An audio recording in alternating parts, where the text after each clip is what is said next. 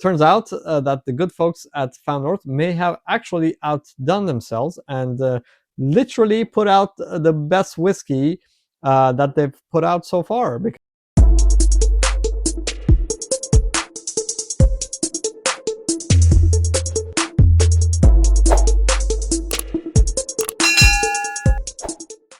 Welcome to Whiskey and SV.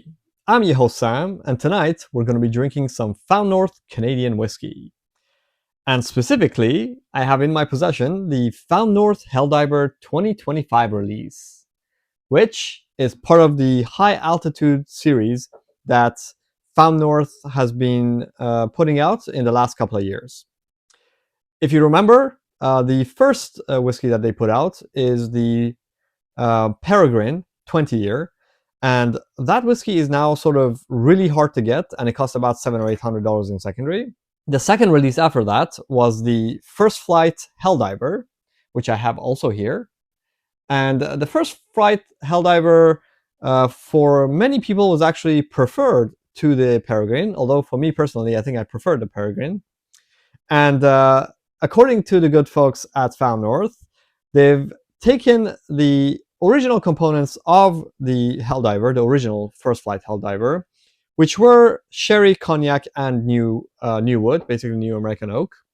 And they've sort of increased the cognac, and with a couple of years of more age, got a better blend, and well, in their opinion, the best whiskey that they've released so far. We'll find out if that's really the case for me. I think it's gonna be up against some really tough competition, because I'm breaking out the big guns today, and I'm putting these two up against my all-time favorites, which I rarely ever visit because it's really hard to get. It's even more rare than the Peregrine, although I've never actually even seen it on secondary, but if you can find it on secondary, it'll probably be way more. And that is the Batch 6S, the second summit of the sixth release of the regular batch. The regular batch releases that they put out. So the reason why I decided to put this up, one is because, in my opinion, it is the best whiskey that they've ever done. And two, because it is finished in Pedro Jimenez, and the sherry in both of these is Pedro Jimenez. Although this one allegedly has more of the cognac notes to it, which give it more of a nuttiness, as opposed to this one, which is supposed to be more of a spice bomb. Yeah, we'll see how this goes. You'll see that I've pre-poured these because these are all pretty old whiskeys, and I poured them about half an hour ago, and I just wanted to tell you how rare the 6S is. The 6S was, I believe, only around 600 something bottles, whereas the first flight of the Helldiver was about 2,200 bottles, and the new release is 6,200 bottles, which is great because they're going to get it in the hands of a lot more people. And since I guess 2 or 3 releases ago, maybe 4 or 5 releases ago actually, Found North has started using a service. I think it's called Equality or Equal or something, that allows them to run this very fair lottery, where if you don't win it on one release, the next time you have more chance of winning. And it sort of gives the fairest chance to everyone, because it's not like everyone rushing to the website and crashing the website. They give you sort of a 2-day period, and during that 1 or 2 day period, everyone enters, and then the lottery takes effect, and the winners are able to are basically like their credit cards are charged, and they send you the bottle. So I love how they're doing that. It makes it really fair. It's great. This time I did not win a bottle, but a good friend of mine was actually offered me a bottle, so at cost, which was very nice of him. So yeah, you know who you are, friend. Thank you so much. Really appreciate it. Okay, let me read the marketing materials, and these are always like quite wordy, and I don't know how useful it is, but well, I'll put it on the screen and you can see. So the blend components are 20-year corn, 24-year corn, and 17-year corn, and 22-year corn. The cask types are sherry, and we know it's Pedro Jimenez, cognac, and new American oak. The grain ratio is 86% corn, so majority corn, which I love, as you know. And the strength on this is only 56.2%, which is significantly less than the first one, which I believe was 59.5%. All right, so I'm not great at reading, but let me read the marketing materials anyway. Helldiver 2025 began as a blend of 17, 20, and 24-year corn and 22-year rye. The 20-year corn was critical to the blend, providing the necessary thickness in the mid palate, laying a viscous foundation for the Pedro Jimenez cask to impart a broad range of sweet, dry, and herbaceous, earthy, and spicy qualities, without dismantling the whiskey structure. After 7 additional months in Pedro Jimenez, Cognac, and New Wood cask, the final reblend marks the return of Helldiver in its newest form. Yeah, so it's basically the same blend components as the original First Flight, but just blended to be different with more cognac. Let's see what the whiskey is like. All right, as usual, I'm gonna put the caps on. I'm putting number 1 on the new release. I'll put number 2 on the original First Flight, and I'll put number 3 on the Pedro Jimenez. As usual, I will nose them first, give you some notes, taste, give some more notes, tell you my preferences, and make a guess as what I think is which I think is which, and then we'll do the reveal. All right, here we go with the first one.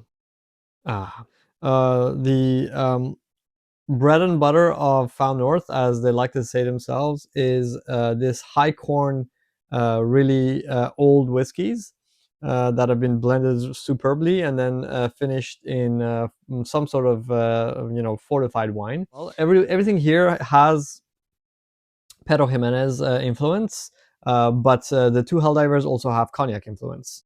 I definitely get sort of spicy notes in here along with the sweetness. Yeah, so lots of sort of berry and sort of red fruit notes from the wine influences. Let's go to the second one. Ooh, that's quite nice. This one is a little bit more nippy. I feel like the alcohol content is a bit higher than the first one, which gives me some clues. Very similar, quite nice. Third one. Ooh, this one's very interesting. I feel like the berry notes in this are different than the other two. There is sort of more sweetness. Interesting.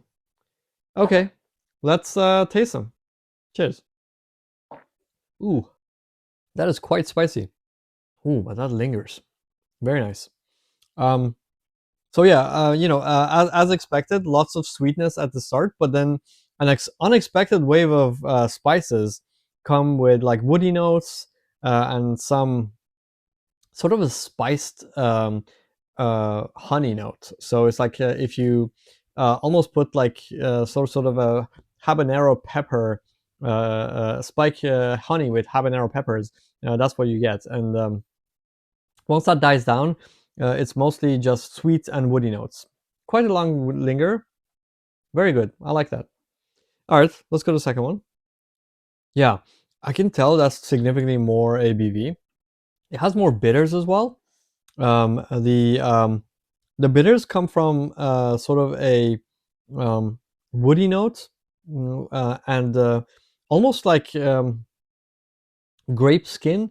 But at the same time, the fact that it is higher ABV could be causing that. And also, I know that the Pedro Jimenez, the 6S is just Pedro Jimenez. It doesn't have cognac. But yeah, it's not as enjoyable as I remember 6S to be. So I would say definitely still very good, but slight preference for the first one. Let's go to the third one. This on the nose reminds me more of like a more amped up version of the first one, I think. But let's see. But the palate is much closer to the second one. It's again more like bold flavors, with quite a bit of bitters towards the end. Both of them are relatively spicy. So yeah, hard for me to know which is which at the moment. I'm gonna go back and forth a little bit, and then think some more, and then come back and give you some more thoughts.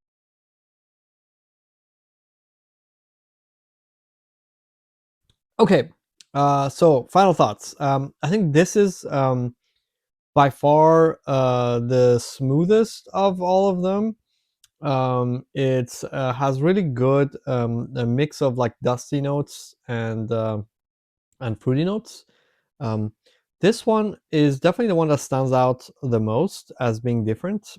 It's both sort of more comes across as having more ABV and also a little bit different on the palate in terms of like the berry notes that linger. And and this one is sort of like closer to the first one, actually, but more like bold flavors.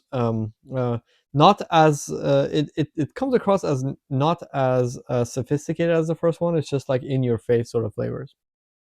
Okay, so if I was going to guess, I think given how different this one is, this must be the Pedro Jimenez. Um, and surprisingly, I thought it would be a clear winner, but I don't think so. I think I prefer this one, and I'm going to guess that it is the newer Health Finder, which would make this the older one because I know that the newer one is lower ABV and it's supposed to be more complex, and the older one is supposed to be more of like a spice bomb. So yeah, I definitely am connecting with this one the most tonight.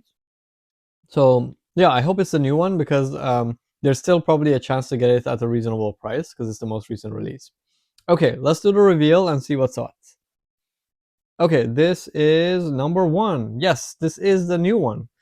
Love it. Okay, that's great. This is number three. Yes, so this is the PX, the 6S, which would make this number two, which is the older Helldiver.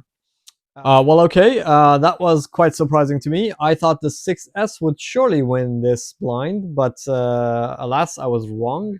And turns out that the good folks at Found North may have actually outdone themselves and literally put out the best whiskey that they've put out so far because I didn't think anything would beat the 6S. And given that it is 10 times more available than the 6S, especially because it's a new release and 10 times as many bottles. You should be able to get your hands on it still. Unfortunately, I got my media sample on a Monday, which, given my new busy work schedule, work gets in the way of drinking. I was not able to put out an episode before the end of the online lottery. But again, I think if you are looking for this, you should find it at your, local artisanal whiskey store, hopefully relatively soon.